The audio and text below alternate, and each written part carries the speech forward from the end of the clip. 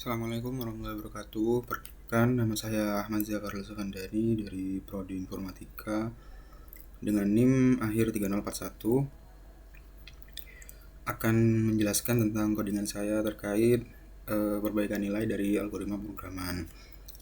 Yang pertama, untuk soal FizzBuzz.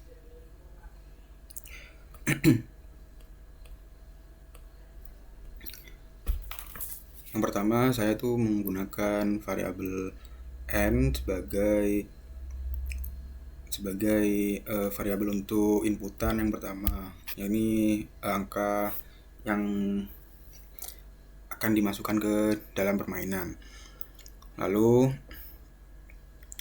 saya menggunakan looping for i in range 1,n+1. Kenapa n+1? Karena kita tuh diminta menginput angka dari 1 hingga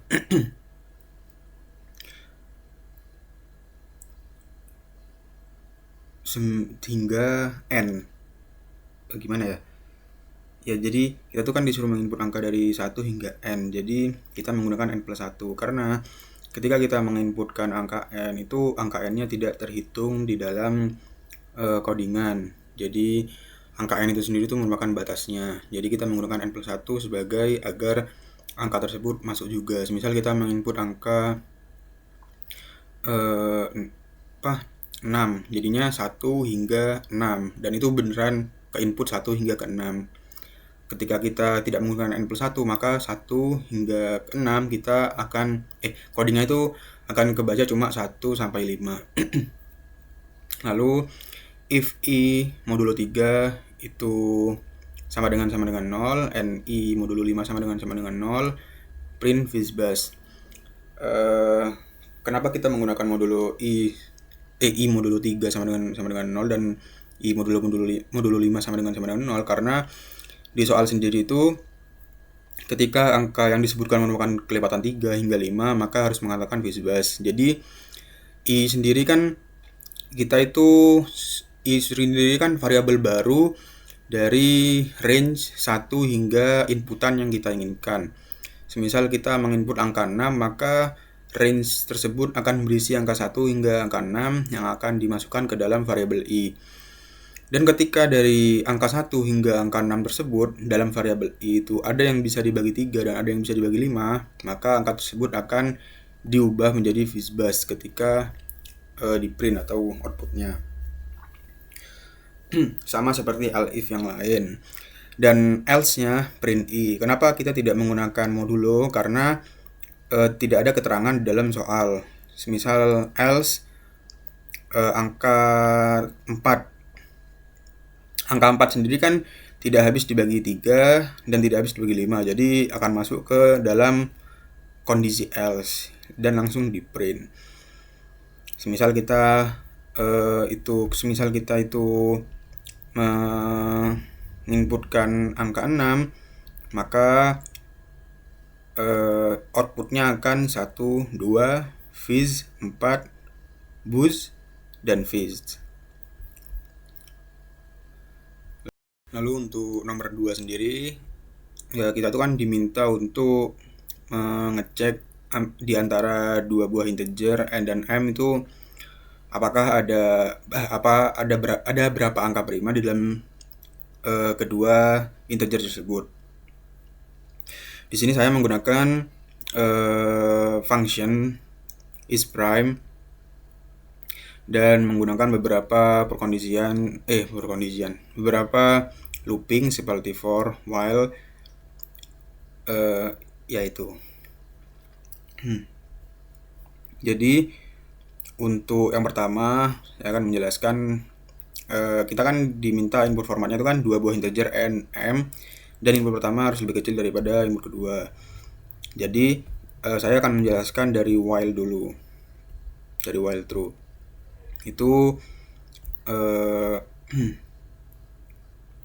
n sendiri kan itu n dan m sendiri kan kita harus bentuk integer. Jadi awal-awal saya mengcasting n dan m tersebut ke dalam bentuk integer dengan casting int lalu input. Dan yang kedua, peraturannya itu kan apa sih namanya, di antara 0 sampai 100. Jadi saya tuh menggunakan while true agar ketika user itu menginputkan angka n dan angka m itu di luar 0 dan 100 atau bahkan 0 dan 100 itu sendiri, maka kita tuh user sendiri itu akan diminta untuk menginputkan angka lagi. Lalu untuk ketika user sudah menginputkan angka dengan benar, maka akan break dan lanjut ke fungsi berikutnya. Lanjut ke sesi berikutnya. Misal kita kan di sampel inputnya kan diminta angka 3 dan 15 ya. 3 sendiri kan memenuhi, yaitu kurang dari 100 dan di antara 0 dan 100. 15 sendiri juga di antara 0 dan 100.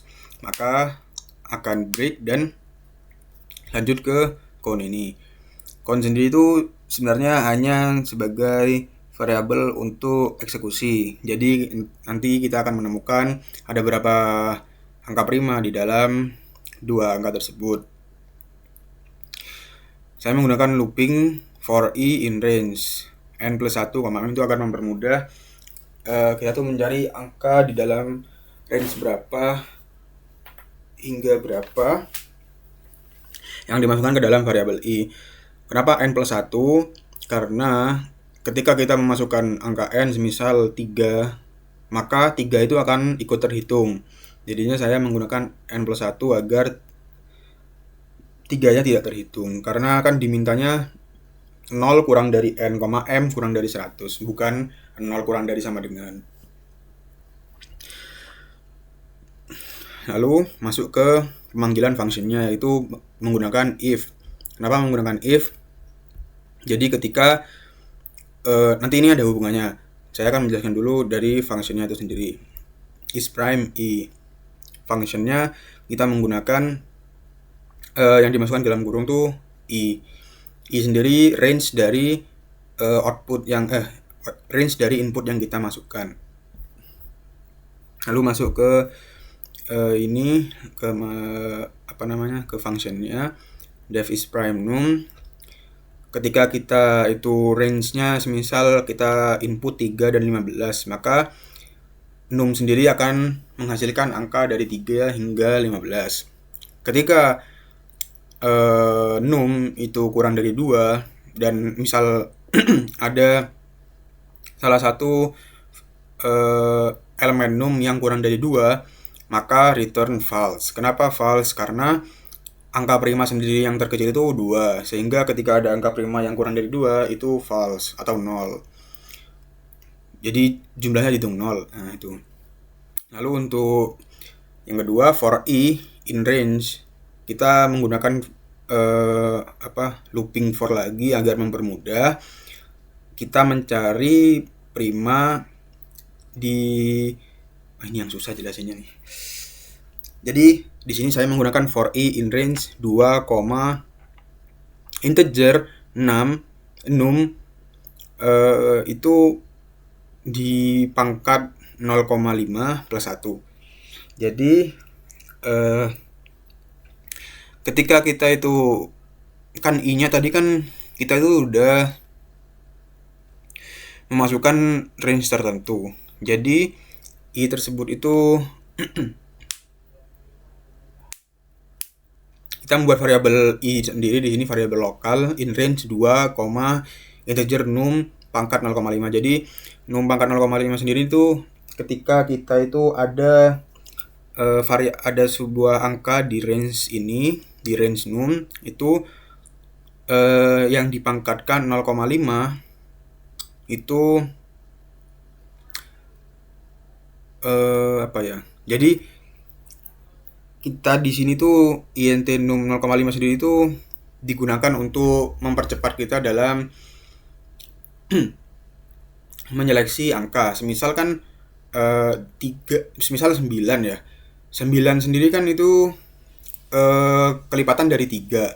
Jadinya ketika 9 di num 0,5 maka kita tuh langsung menyeleksi 3. Jadi range-nya 2 hingga 3. Kan kalau misalnya di dalam num itu ada angka 9 dan angka 3, kan pasti 9 pasti habis dibagi 3. dan 3 juga pasti habis dibagi 3. Jadi gak usah menyeleksi 2 kali, sehingga kita tuh mengakar kuadratkan num tersebut ditambah 1. Kenapa ditambah 1? Karena ketika kita tidak menambahkan 1,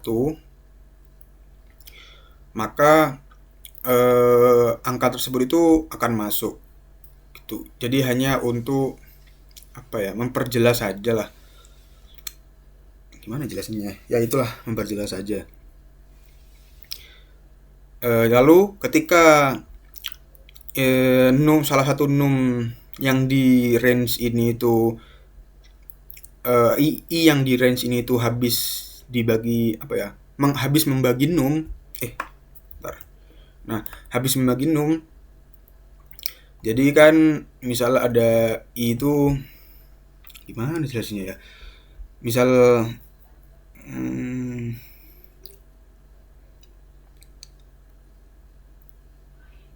semisal 2, int 9 pangkat 0,5. Jadi kan 2 dan 3. Jadi kita tuh hanya menyeleksi dari akar kuadrat tersebut dan 2. Jadi kan jadi kan bilangan prima itu kan bilangan yang bisa dibagi 2 dan bilangan yang bisa dibagi angka itu sendiri. Nah, itu dia. Jadi kita mempermudah dengan ini. Kuadrat dari angka itu sendiri. Ketika di dalam num atau di dalam range yang sudah kita input tadi itu bisa dibagi 2 dan bisa dibagi dengan angka itu sendiri, maka return false dan tidak terhitung ke true. Jika ada angka yang terhitung ke true, maka akan terinput ke dalam count. Jadi count-nya akan bertambah 1 setiap true. Jadi ketika kita menginput angka 3 dan 15 misal, maka angka primanya itu akan ada 4 yang akan dimasukkan ke count.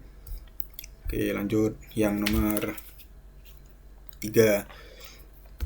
Jadi untuk nomor 3 sendiri kita diminta untuk tidak boleh memilih ada 2 huruf yang sama, dan kita tuh disuruh memecahkan pesan saya sangat senang menjadi manusia. Jadi kita tuh disuruh untuk mengetahui seberapa sering karakter muncul dalam pesan tersebut. Nah, saya sendiri tuh di sini menggunakan variable text untuk menginput dan counter ini. Lalu saya tuh di sini menggunakan counter sebagai dictionary yang menyimpan karakter sebagai key dan jumlah kemunculannya sebagai value. Lalu kan di sini kan kita kan bakal diminta inputan dari pengguna ya, seperti kapal laut ini. Jadi saya menggunakan input di sini. Lalu ada for char in text replace. Nah, loop ini itu berfungsi sebagai memeriksa setiap karakter dalam teks, menghilangkan spasi dengan function dengan dot replace. Jadi setiap spasi yang ada di dalam teks atau di dalam inputan yang di input oleh user, maka semua spasinya akan dihilangkan. Kenapa dihilangkan?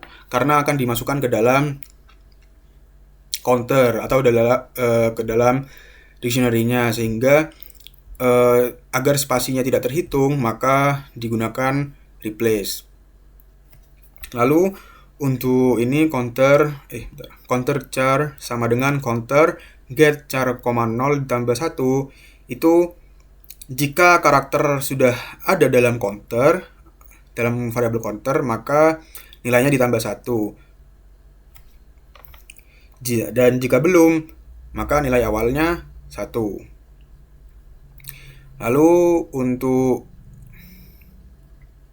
for char count in counter items, gimana ya jelasnya? Loop ini tuh mencetak setiap karakter dan jumlahnya sama dengan format tuh hurufnya itu yang ada di char dan jumlahnya itu count. Jadi sebagai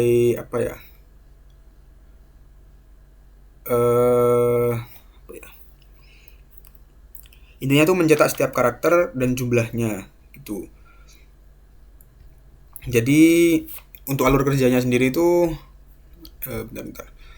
Kan kita kan menyimpan teks di dalam variabel. Nah, mana tadi ya? Menyimpan teks dalam variabel teks. Nah, lalu spasi dihilangkan dengan replace. Kemudian program akan menghitung setiap kemunculan karakter. Nah, dengan menggunakan loop, setiap karakter disimpan ke dictionary, di mana key-nya adalah karakter dan value-nya adalah jumlah kemunculan.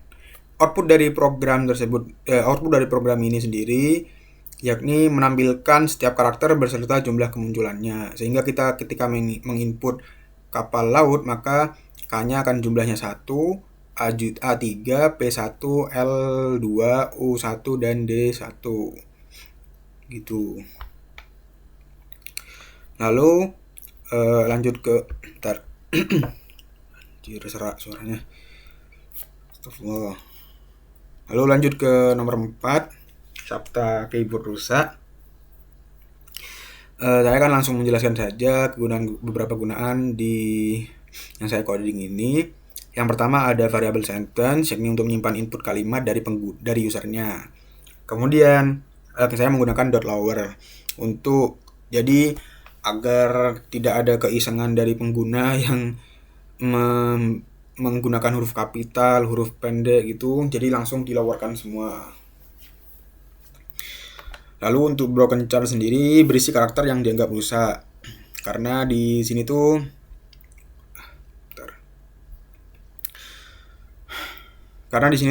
saat mengetik huruf E dan D tidak bisa ditampilkan karena rusak. Ini menghitung jumlah kata dalam suatu kalimat yang mengandung huruf rusak. Huruf rusak sendiri kan E dan D. Count 0 sendiri itu ketika kita eksekusi langsung nanti. Jadi kita ada berapa huruf yang rusak. Jadi count plus 1 nantilah akhir-akhir. Lalu forward in sentence split. Forward in sentence dot split. Jadi loop ini itu memeriksa setiap kata dalam variabel sentence yang diinput oleh pengguna. Loop ini memeriksa setiap kata lalu dipisah berdasarkan spasi. Jadi intinya dot split itu kayak menambahkan spasi di setiap katanya gitu loh. Jadi setiap kata tuh ada spasinya gitu. Setiap kata kan diperiksa di sentence. Nah, terus dipisah berdasarkan spasi. Itu menggunakan split. Mana tadi? Ini. Nah, terus if any char in broken chars for char in word count plus 1. Itu mengecek apakah ada karakter dalam word yang terdapat di broken chars. Jadi setiap ada karakter maka count-nya akan plus 1. Lalu akhirnya dieksekusi print jumlah kata yang mengandung huruf rusak. Itu count sendiri yaitu jumlah tadi yang sudah dieksekusi, yakni count plus 1. Lalu untuk bentar. Izin minum dulu.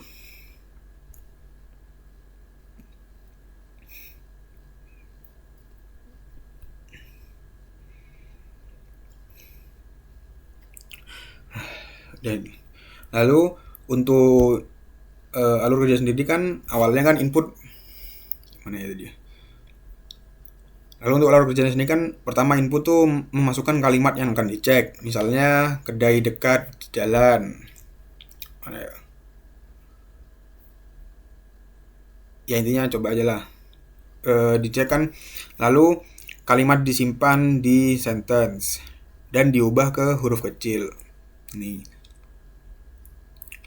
Variabel broken chars berisi. Nah, jadi variabel ini akan berisi huruf E dan D. Jadi huruf E dan D kan tadi kan huruf rusak. Lalu program memeriksa setiap kata dalam kalimat sentence dot split dan menghitung kata yang mengandung salah satu huruf rusak di sini. Bukan ini. Kita menggunakan looping dan ada kondisi dalamnya.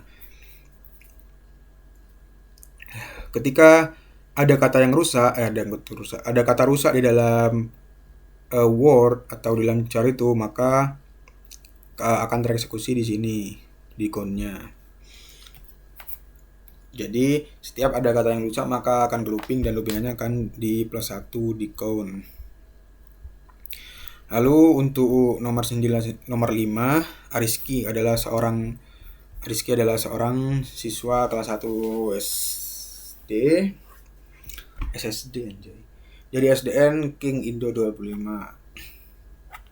Di sini kita untuk meminta pasangan angka yang menghasilkan perjumlahan yang menghasilkan output yang sesuai. Jadi di sini tuh kita tuh diminta memberikan 2 input. Yang pertama input berupa string yang berisi daftar angka, lalu input kedua string yang berupa hasil penjumlahan yang ditentukan. Dan ada keterangan input pertama merupakan kumpulan angka dan input kedua merupakan target angka. Saya di sini menggunakan variabel number yang saya casting menjadi list dari kumpulan angka yang dimasukkan pengguna atau dimasukkan ke user, lalu dikonversi menjadi integer menggunakan map integer dan dipisahkan oleh koma menggunakan split. Lalu yang kedua ada variabel target, menyimpan nilai target yang ingin dicapai dari jumlah 2 angka dalam numbers. Jadi target sini itu gunanya itu untuk menyimpan angka yang ditarget dari user. Lalu pair sendiri merupakan list kosong yang nantinya akan menyimpan pasangan angka yang dijumlahkan sama dengan target atau sama dengan variabel target. Lalu ada for i, saya menggunakan looping for i in range line numbers, dan for j in range i +1, line numbers. Looping bersarang apa sih namanya ya? Bersarang. Looping bersarang ini memeriksa setiap pasangan angka di dalam numbers itu sendiri.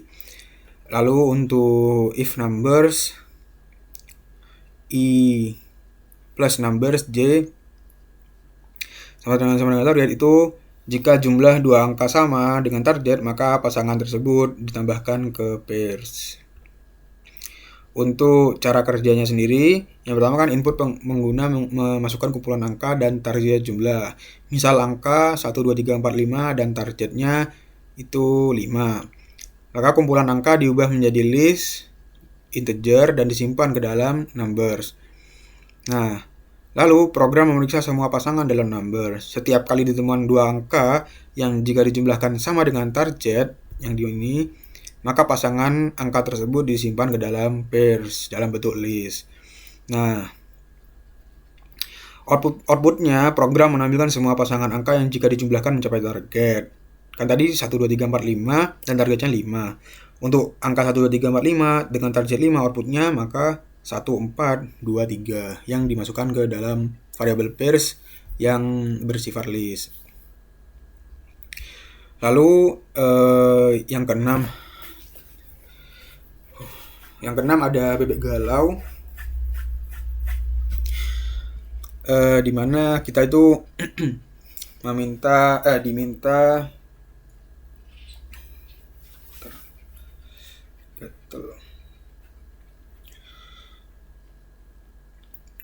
untuk membuat dasar huruf dari masing-masing tangan, yaitu kiri bla bla bla, kanan bla bla bla.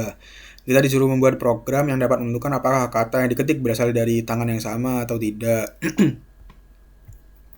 Di sini ada keterangan string harus berupa alfabet dan outputnya itu harus berupa true or false atau boolean. Di sini saya menggunakan variabel left hand sama dengan set bla bla bla. Kenapa menggunakan set? Karena saya itu agar huruf-hurufnya yang sama itu tidak muncul lagi, jadi menggunakan casting set. Left hand dan right hand di sini tuh kedua set ini menyimpan huruf-huruf yang dapat ditekan dengan tangan kiri dan tangan kanan. Ya itu udah ditekan pakai HP itu. Lalu untuk word sendiri itu menyimpan kata dari input pengguna. Sama seperti tadi, diubah ke huruf kecil agar tidak ada kejahilan. Disimpan ke huruf kecil dari variable word. Lalu isleft variabel boolean yang mengawali posisi mengetik. Benar jika huruf pertama berada di tangan kiri. Lalu untuk ada is alternating variabel boolean yang melacak apakah karakter dalam word bergantian atau tidak. Tuh. Lalu ada for char in word. Looping ini tuh berfungsi sebagai pemeriksa setiap karakter dalam word, dalam wordnya, dalam inputan user. Lalu if char in left hand tidak sama dengan is left, mengecek apa karakter berada di tangan yang berbeda dari karakter sebelumnya. Jika sama, maka is left alternating menjadi false dan looping akhirnya di break atau diberhentikan. Cara kerjanya itu awal-awal mana tadi?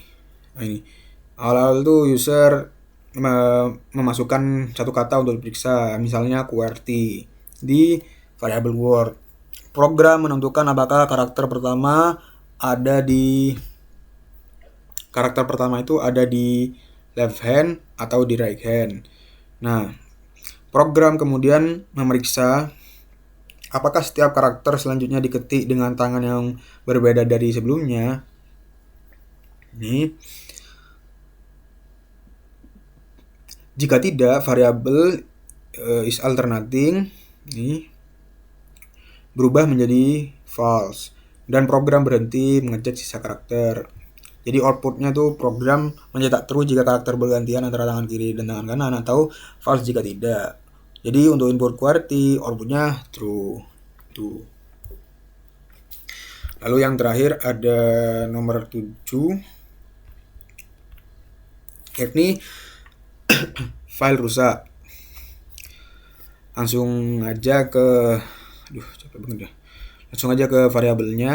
Saya di sini menggunakan variabel encrypted untuk menyimpan pesan yang dimasukkan pengguna. Lalu decode 1 dan decode 2. Ini berisi 2 string kosong. Ntar digunakan untuk menyimpan hasil deskripsi dari pesan yang dienkripsi.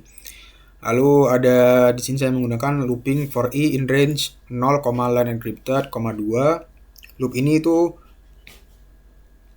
melompati 2 karakter dalam encrypted atau dari input pengguna fungsinya. Lalu di sini ada decode, variabel decode plus sama dengan char or encrypted i min 5. Jadi di sini tuh untuk mendeskripsikan karakter ganjil dengan mengurangi nilai ASCII sebanyak 5.